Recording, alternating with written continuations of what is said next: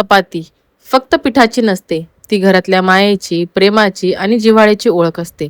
लहानपणी आईच्या हाताची चपाती खाल्ली की ती किती साधी असली तरी तीच सगळ्यात चविष्ट वाटायची. आज मोठे झाल्यावर कळतं त्या चपातीची चव फक्त पिठात नव्हती तर आईच्या प्रेमात होती.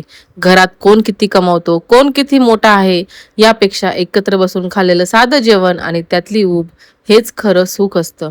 आजही गरमागरम चपातीवर तूप लावून समोर ठेवणारे हात असतील तर त्या नात्याची किंमत जपा. कारण आयुष्यात सगळंच पुन्हा मिळू शकतं, पण आईच्या हातच्या चपातीची चव आणि त्या प्रेमाची ऊब पुन्हा कधीच मिळत नाही. प्रत्येकाचं आयुष्य वेगळं असतं आणि प्रत्येकाचा प्रवासही वेगळा असतो. म्हणून दुसऱ्यांशी स्वतःची तुलना करण्यात वेळ वाया घालवू नका. आज तुम्ही कालपेक्षा थोडे चांगले झालात, थोडं अधिक शिकलात, थोडं अधिक हसलात तर तेच तुमचं यश आहे. स्वतःची वाट स्वतःच चालायची असते आणि तिचं सौंदर्यही त्यातच असतं.